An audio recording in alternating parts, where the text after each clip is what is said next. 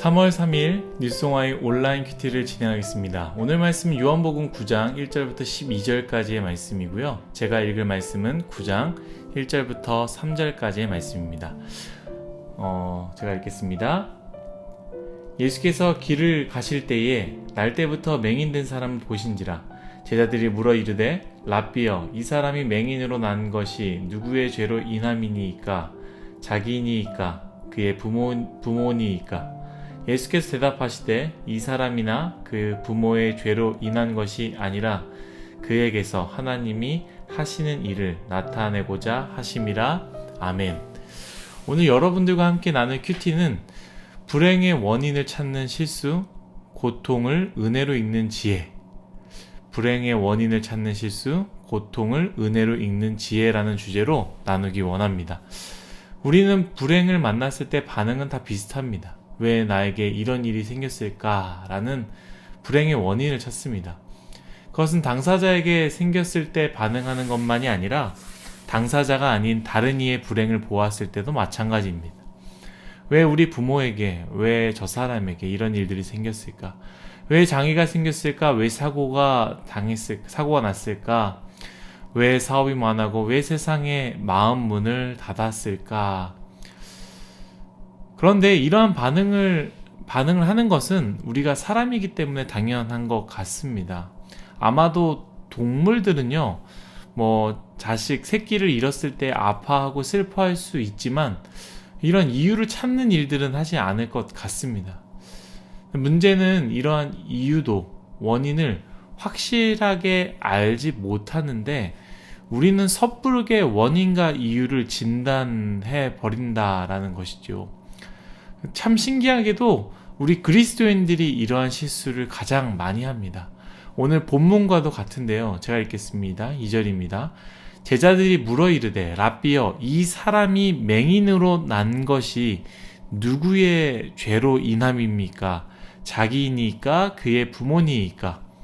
그러니까 이 모든 문제가 자신의 죄냐 아니면 부모님의 죄냐라고 이야기를 하는데 우리 그리스도인들이 이런 실수를 많이 한다라는 것이죠. 우리는 어떤 불행의 사건을 만났을 때 죄로 연결하는 경우들, 죄로 결론을 짓는 경우들이 굉장히 많이 있습니다. 사실 이러한 반응은요, 우리가 이러한 설교들을 굉장히 많이 들었기 때문에 불행이나 어려움이 생겼을 때 나도 모르게 내 마음속에서 일어나는 반작용일 수도 있습니다. 물론 정말 하나님께서 우리를 회개시키고자 하기 위해서 하실 수도 있습니다. 하나님이 우리를 돌이키고자 해서 우리를 흔드는 것일 수도 있습니다.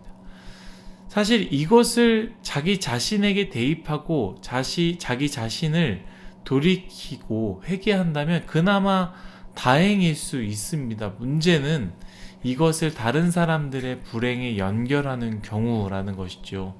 저 사람이 회개를 안 하고 세상 뜻대로 살더니 하나님께서 벌 주시는 거야. 회개시키기 위해서 하나님이 흔드시는 거야 라고 말한다면 그것은 굉장히 큰 폭력이 된다라는 것이죠. 우리가 잘 아는 말씀, 욥기의 말씀이 있지 않습니까? 욥이 잘못해서 어려움을 당했습니까? 그렇지 않습니다. 그런데 욥의 세 친구들은 욥에게 무엇이라 말합니까? 너의 죄 때문이야 라고 말했다라는 것이죠. 우리는 누군가의 불행을 보면서 쉽게 판단해 버리면 욥의 새 친구가 되는 것입니다. 물론 우리는 권면해야 합니다. 이렇게 살아야 한다, 저렇게 살아야 한다, 이렇게 살면 안 된다, 저렇게 살면 안 된다 라고 우리는 말씀을 통해서 우리의 몸된 교회인 친구에게 혹은 옆 사람에게, 선배 후배에게 권면을 해야 하지만 너의 지금 고통은 너의 죄 때문이야. 하나님이 그렇게 너를 회개시키려고 하나님께서 흔드시는 거야 라고 말하는 것은 폭력이 된다라는 것입니다.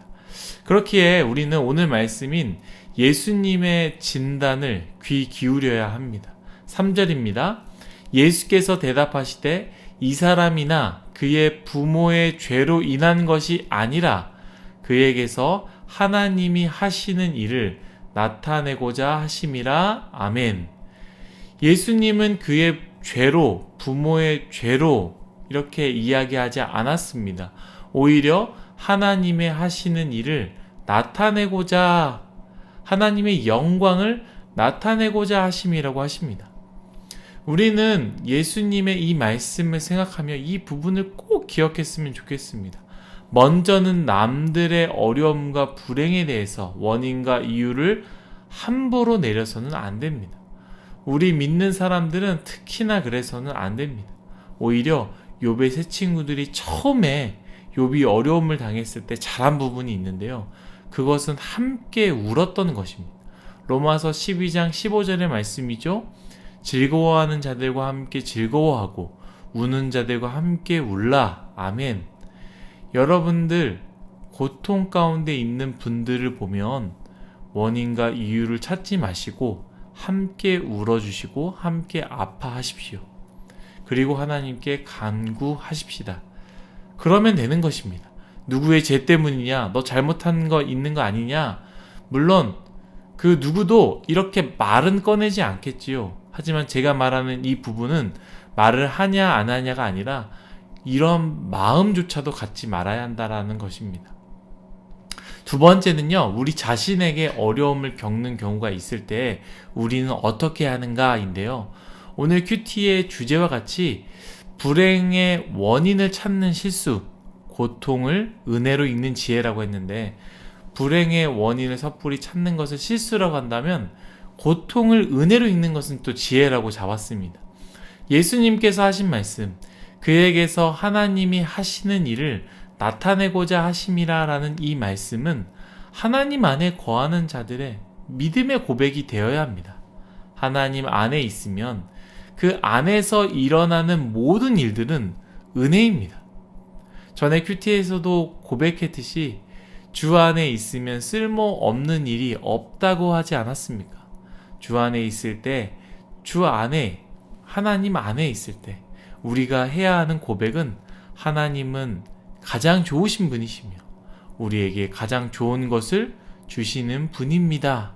이 믿음의 고백이 필요하고 이것을 끝까지 지켜내는 것이 바로 믿음의 싸움입니다. 하나님 안에 있는 여러분, 하나님 안에 거하는 율송아이 여러분, 아픔과 슬픔이 꼭 가족의 고통이 있습니까?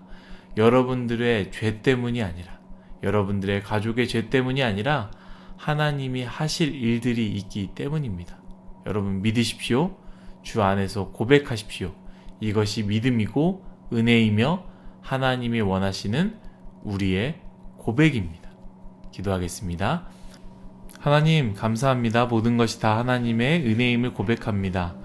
하나님 오늘 말씀 기억하게 하여 주옵소서. 큐티의 주제와 같이 불행의 원인을 찾는 실수를 범하지 말게 하시고 고통을 은혜로 읽는 지혜를 얻게 하여 주옵소서. 하나님 어려움과 슬픔, 고통과 괴로움이 있을 때에 주 안에 있으면 이 모든 것이 쓸모없는 것이 없고 하나님께서 주시는 것은 가장 좋은 것이다 라고 고백하는 우리 모두가 되게 하여 주옵소서. 감사하며 예수님의 이름으로 기도드렸습니다. 아멘.